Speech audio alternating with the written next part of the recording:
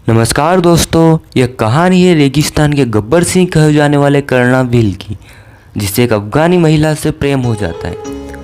आपने वीर ज़रा फिल्म तो देखी होगी, ठीक उसी फिल्म की तरह यह सच्ची घटना घटी। यह कहानी सच्ची घटना पर आधारित है, जो कि किसी फिल्म से कम नहीं लगती, बिल्कुल ही वीर ज़रा की कहानी से लगती है। एक भारतीय व्यक्ति और एक अफगानिस्तान की लाली की प्रेम का। कर्णा भील की दीवानी इंदिरा गांधी भी थी। भारत देश के एक ऐसे बलवान व्यक्ति जो ऊंट को भी अपने कंधों पर उठा लेते थे, और उनकी मूछ की तो बात है क्या, उनकी मूछों के लिए वे पूरी दुनिया भर में जाने जाते थे। दोस्तों, यह व्यक्ति थे जैसलमेर के कर्णाराम भील, जो अपनी मूछ और अपनी ताकत के साथ साथ अपनी अधूरी प्रेम कहानी के कारण प्रसिद्ध थे। दरअसल यह किस्सा राजस्थान के खूबसूरत शहर और रेगिस्तानी शहर जैसलमेर का है, जहाँ से कर्णा भील की कहानी शुरू होती है। रेगिस्तान में ऊँट मिल ही जाते हैं, और कर्णा भी ऊँटों को अपना दोस्त मानते थे, और ऊँटों के साथ इसी दोस्ती यारी में कर्णा भील ऊँटों को भी अपने कंधों पर उठा लेते और दुनिया बस देखती ही रह जाती। चूँकि भील महादेव की आराधना करते, शायद इसीलिए कर्णा भी रेगिस्तान के जहरीली सांपों को अपने गले में लपेट लेते थे।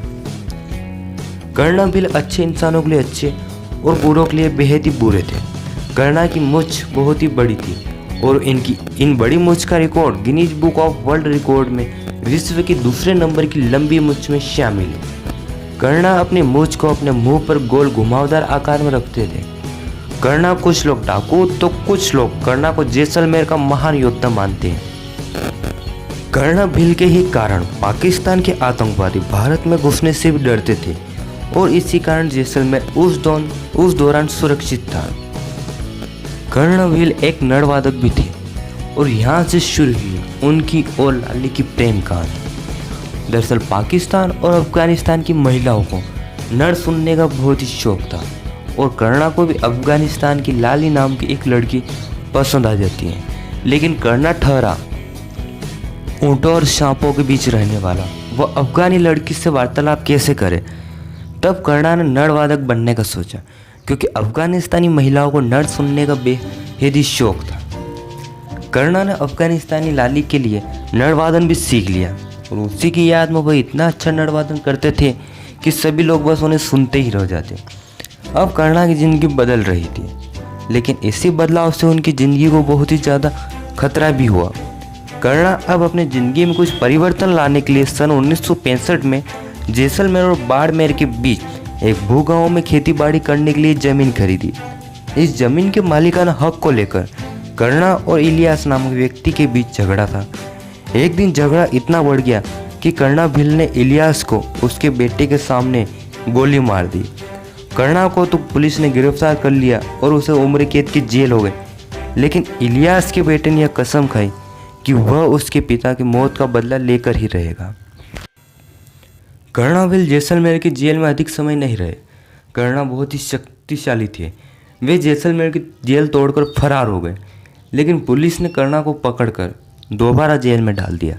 लेकिन कर्णा को अपनी लंबी मूछ और अच्छा नरवादक होने के कारण पैरोल पर छुट्टी मिल ही जाया करती थी। एक वीआईपी सम्मान में लोक संगीत कार्यक्रम के दौरान तत्कालीन राष्ट्रपति ज्ञानी जेल सिंह जैसलमेर दौरे पर आए थे। तब कर्णा भील ने नरवादन किया। तब राष्ट्रपति ज्ञानी जेल सिंह ने कर्णा के नरवादन कला से बेहद प्रभावित हुए और कर्णा की सज़ा कम करा दी।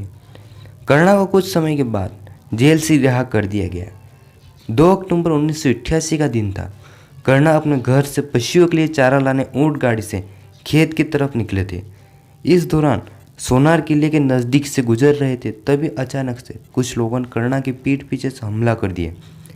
पीठ पीछे से हुए हमले के कारण कर्णा संभल नहीं पाए, और मौका देखकर हमलावरों ने कर्णा का सिर काटकर धड़ से अलग कर दिया। हमलावरों ने कर्णा का धड़ ऊँट गाड़ी पर रख कर उसे कर्णा के घर की तरफ रवाना कर दिया, लेकिन कर्णा का कटा हुआ सिर अपने साथ पाकिस्तान ले गए।